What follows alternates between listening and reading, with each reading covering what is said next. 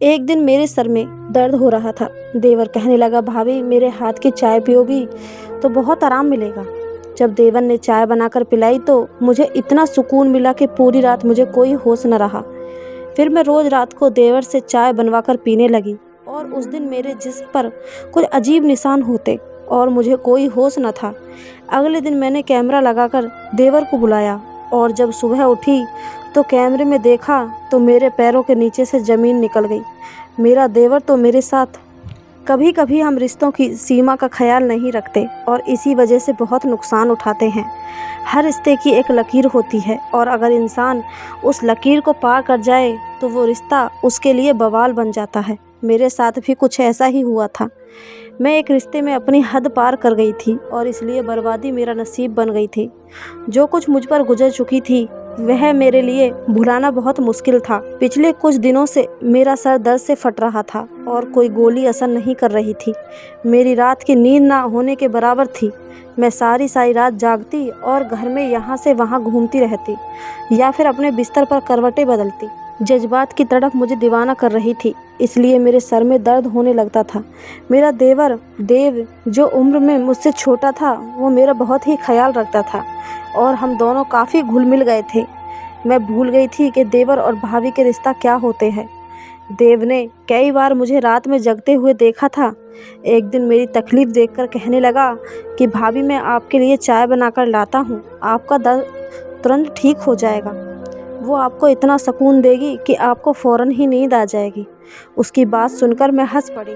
मुझे लगा कि वह ऐसे ही कह रहा है। मैंने कहा, अच्छा ठीक है, बना दो। वो चाय बनाकर ले आया और मुझे दे दी। मैं चाय पीने लगी। साथ ही वह मुझे अपने दिन भर के किस्से भी सुनाने लगा था। उसकी बनाई हुई चाय पीकर मुझे इतना सुकून महसूस हो रहा था कि मुझे नींद आने लगी। मैं रोज़ाना रात को चाय पीने की आदी हो गई थी। देव मेरे लिए चाय खुद ही बनाकर लाता था। मैंने चाय पी और सोने के लिए लेट गई। मुझे ऐसी नींद आई कि मैं सुबह ही उठी। सच में देव के हाथों की चाय में तो एक जादू था। मुझे बहुत ज़्यादा सुकून महसूस हो रहा था। काफ़ी दिनों के बाद मुझे इतनी गहरी नींद आई थी।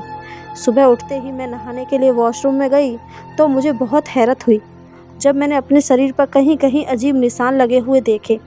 शायद मैंने नींद में अपने शरीर पर खुजा लिया होगा। मैं दिन भर अपने कामों में लग गई। नींद पूरी होने की वजह से मेरे सर का दर्द पूरी तरह गायब हो गया था। मेरी शादी को 2 साल बीत चुके थे और ये 2 साल मैंने बहुत ही अच्छे से गुजारे थे। जब मैं इस घर में दुल्हन बनकर आई थी तो मेरा देव 15 साल का लड़का था। देव के अंदर बहुत ज़्यादा बचपना था और वो मुझे बिल्कुल मेरे छोटे भाई जैसा लगता था। मेरे पति ने मुझसे कहा था कि उनके पिता बहुत जल्दी ही इस दुनिया से चले गए, जिसकी वजह से देव को बाप का प्यार नहीं मिल सका। उनकी माँ भी देव पर और घर पर बहुत कम ध्यान दिया करती थी और मेरे पति अमर तो यहाँ रहते ही नहीं थे। इसलिए अमर ने मुझसे कहा कि मैं अब सबसे ज़्यादा देव का ख्याल रखूं। मैंने अमर से वादा कर लिया था कि मैं देव को बिल्कुल अपने बच्चों की तरह रखूंगी और मैंने अपना वादा पूरी तरह निभाने की कोशिश भी की थी। मेरे पति अमर मुंबई में नौकरी करते थे और वो महीने में 5-6 दिन के लिए ही वापस घर आते थे। बाकी सारा वक्त मैं अपने छोटे देवर देव और अपनी सास के साथ गुजारती थी। देव अब एक 18 साल का लड़का था जो जवान हो रहा था। वह मुझसे उम्र में सिर्फ 4 साल ही छोटा था और इसलिए हम दोनों के बीच बहुत अच्छी दोस्ती हो गई थी। मैं उसकी हर छोटी से छोटी बात का भी ख्याल रखती। वो कॉलेज से आते ही भाभी भाभी कहता मेरे आगे पीछे घूमने लगता। अमर के यहाँ ना होने की वजह से मेरे छोटे बड़े काम सब के सब देव ही की जिम्मेदारी थी। देव कॉलेज से आने के बाद मेरे काम कर देता और उसके बाद मेरे ही साथ सारा वक्त गुजारता। देव के साथ रहते रहते मैंने एक बात महसूस की कि वो अमर को पसंद नहीं करता था, बल्कि उसका जिक्र आने पर वह चुप हो जाया करता था, यहाँ फिर बात ही बदल दिया करता था। मैं उससे जानना चाहती थी कि उसे अमर से क्या परेशानी है, लेकिन मैं कभी ये सवाल नहीं कर पाई थी और बहुत समय के बाद मुझे इसका जवाब मिल गया। अमर की माँ सारा दिन मोहल्ले में घूमती फिरती और शाम होते ही जल्दी सो जाया करती। अगले दिन सुबह सवेरे ही वो फिर मोहल्ले के लिए निकल पड़ती। इसलिए मुझे कभी भी उनकी तरफ से कोई तकलीफ़ नहीं थी। ज़िंदगी बहुत अच्छी गुजर रही थी, लेकिन अमर के बगैर मुझे रात भर नींद नहीं आती थी और मैं सारी रात करवटें बदल बदल कर गुजारती। कभी कभी तो मेरा दिल चाहता कि मैं अमर के पास ही चली जाऊं, लेकिन ऐसा फिलहाल मुमकिन नहीं था, इसलिए मुझे सर में दर्द रहने लगा। देव को मालूम था कि मेरे सर में दर्द है, इसलिए वो पहले तो मेरे लिए दवा लेकर आया करता था, लेकिन एक दिन वह कहने लगा कि आप कब तक सर दर्द की दवाइयाँ खाएंगी? इससे तो अच्छा ये है कि मैं आज आपको अपने हाथों की चाय बनाकर देता हूँ, आपको बहुत सुकून मिलेगा। मैंने देव से कहा कि रोज़ चाय बनाकर पिलाने से अच्छा है कि कुछ दिन के लिए मुझे अपने भाई के पास भिजवा दो, मैं खुद ही ठीक हो जाऊंगी। मेरी बात सुनकर देव कहने लगा कि अगर आप चली जाएंगी तो मेरा क्या होगा, मैं तो आपके बगैर नहीं रह सकता हूँ। उसकी बात सुनकर मैं ज़ोर ज़ोर से हंसने लगी। वो मुझसे इसी तरह की बातें किया करता था। देव को वाकई ही मेरी बहुत ज़्यादा आदत हो गई थी। हम दोनों अक्सर ही घूमने के लिए बाहर चले जाते। वो रात को मेरे लिए आइसक्रीम ले आता और हम दोनों मिलकर रात तक एक साथ मूवी देखते। मैं देव की पढ़ाई में भी बहुत ज़्यादा मदद किया करती थी। वह मुझसे बेझिझक अपनी हर तकलीफ़ बताता था।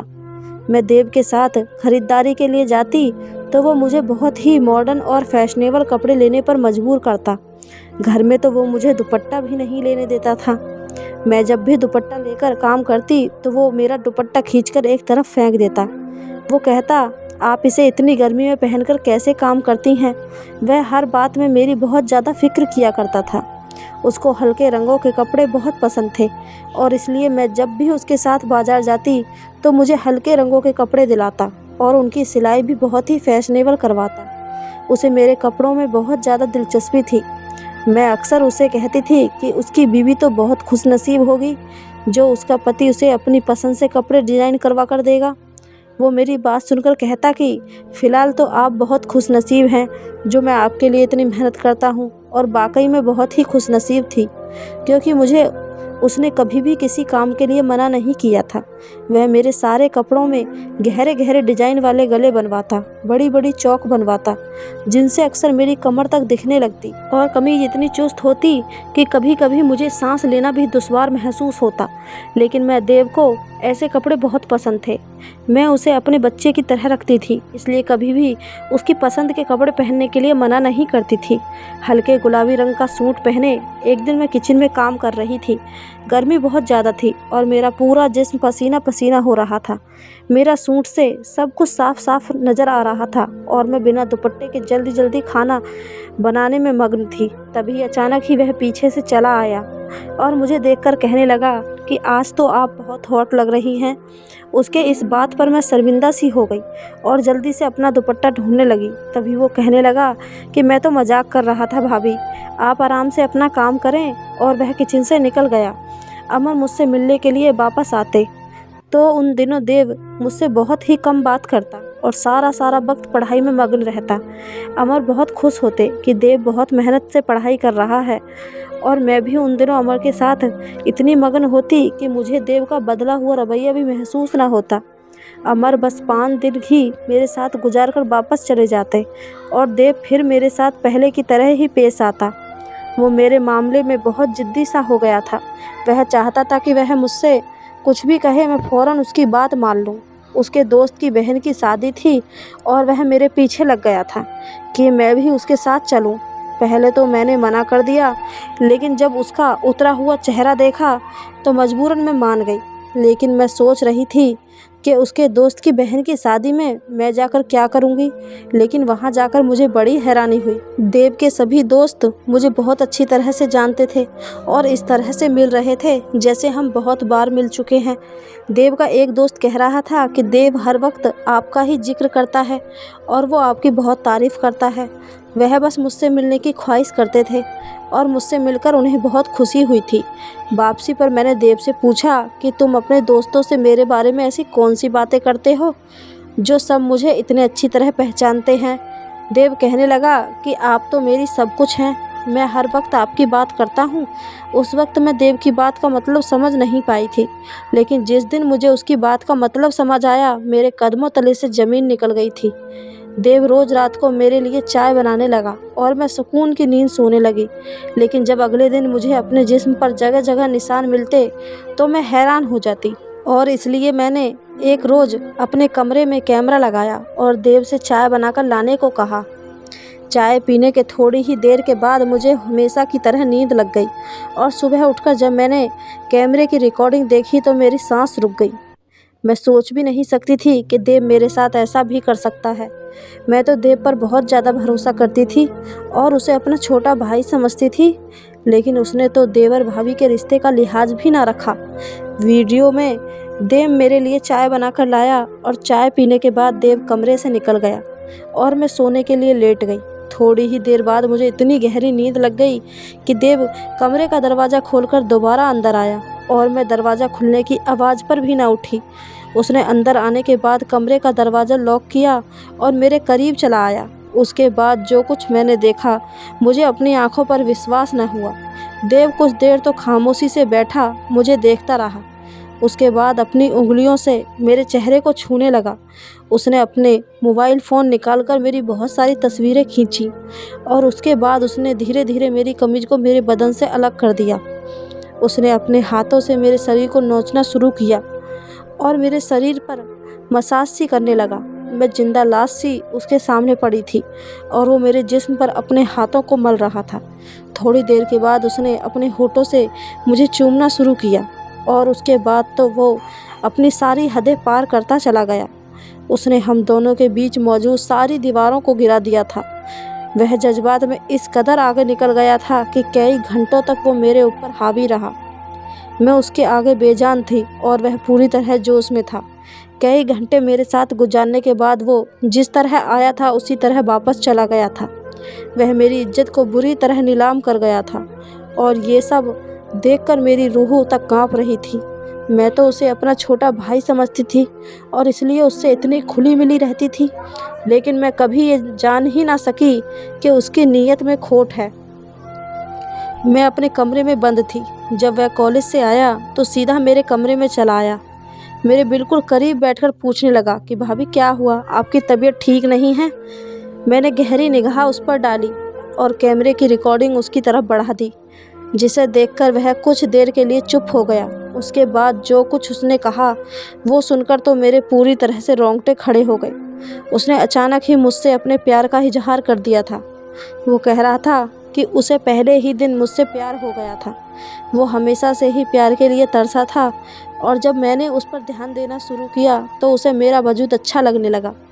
उसे ये एहसास हुआ कि उसकी ज़िंदगी में भी कोई ऐसा है जो उससे प्यार करता है। वो कह रहा था कि अब वह मुझसे दूर नहीं रह सकता और इसलिए उसकी नज़र में अपने बड़े भाई का वजूद भी खटकने लगा था।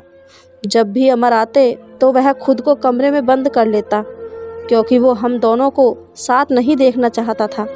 अमर से तो वो यूं ही पहले से नफ़रत करता था, क्योंकि अमर के पापा अमर से बहुत प्यार करते थे और मरने से पहले उन्होंने ये घर भी अमर के नाम पर कर दिया था।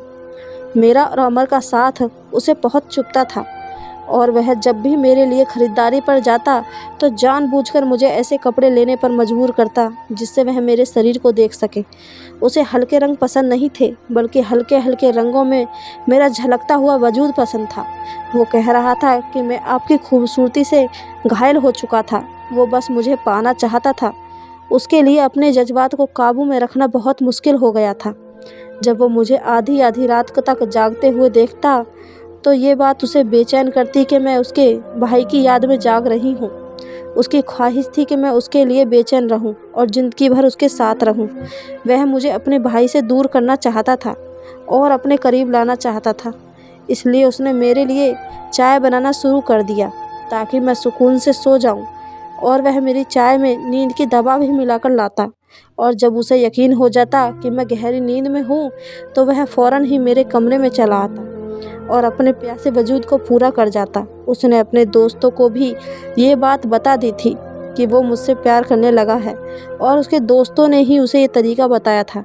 देव और उसके दोस्त जवानी की दहलीज पर थे, इसलिए वो सही और गलत से बेखबर होकर मेरी इज्जत नीलाम कर बैठे थे। देव की बात सुनकर मेरी आंखों से आंसू बह रहे थे। उसने ये सब कर दिया था और मैं उसके भाई की बीवी थी और वो मेरे बिस्तर तक आ गया था। मैं शर्म से पानी पानी हो गई थी। मैंने नफ़रत से एक नज़र देव पर डाली तो वो मेरे कदमों में बैठ गया और कहने लगा कि वो बस मुझसे प्यार चाहता है और मेरी नफ़रत उसे मार डालेगी। बाप की जुदाई के साथ साथ वो तो अपनी माँ की भी लापरवाही भी बर्दाश्त नहीं कर पाया। वह कह रहा था कि माँ ने कभी भी उसके जज्बात और ज़रूरतों का ख्याल नहीं रखा, बल्कि सारे मोहल्ले के चक्कर लगाती रही। वह पूरी तरह तन्हाई का शिकार था। जब मैं इस घर में आई तो उसकी तन्हाई मिट गई। उसने अपने आप को पूरी तरह मेरे साथ मसरूफ़ कर लिया। मैंने देव को धक्का देकर अपने पैरों के पास से हटाया। मैं उसकी शक्ल भी नहीं देखना चाहती थी। उसने जो कुछ मेरे साथ किया था, मैं उसे माफ़ नहीं कर सकती थी। मैं जानती थी कि इसमें सारी गलती देव की नहीं है। वो वाकई रिश्तों का तरसा हुआ था और मुझे पाकर वह अपनी हद भूल बैठा था। इसमें गलती मेरी भी थी। मैंने भी कभी उसे सही और गलत नहीं बताया। उसने जब भी मेरे लिए कपड़े सिलवाए तो मैं उसे उसकी पसंद समझकर मंजूर करती गई। मैं बगैर दुपट्टे के ही उसके सामने सारे घर में घूमती रही। मैं उसे अपना छोटा भाई ज़रूर समझती थी, लेकिन वह मेरा छोटा भाई था नहीं।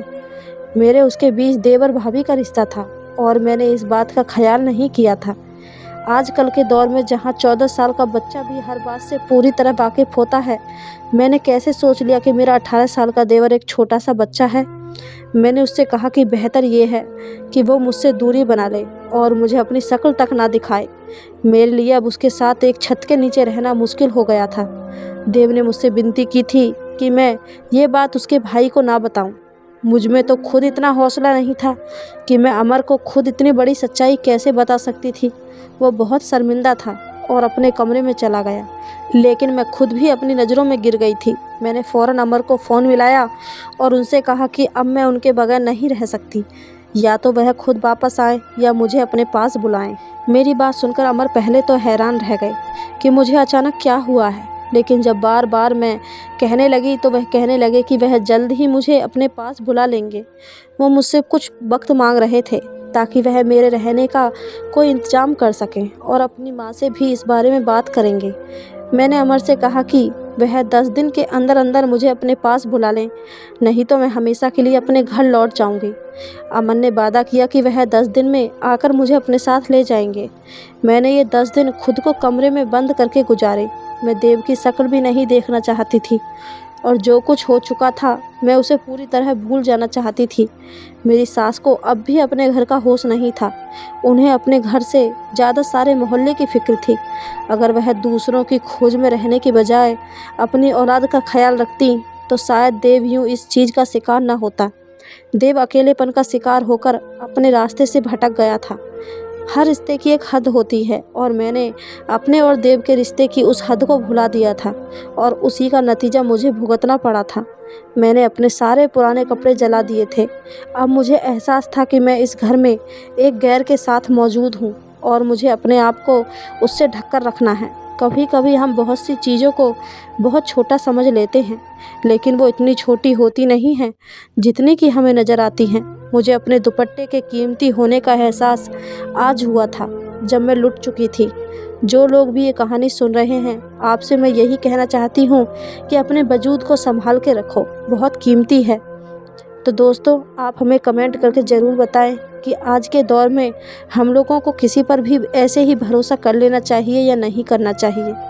और आपको कहानी कैसी लगी ये भी हमें कमेंट करके ज़रूर बताएं। कहानी अच्छी लगी हो तो वीडियो को एक लाइक, चैनल को सब्सक्राइब ज़रूर कर देना। धन्यवाद दोस्तों।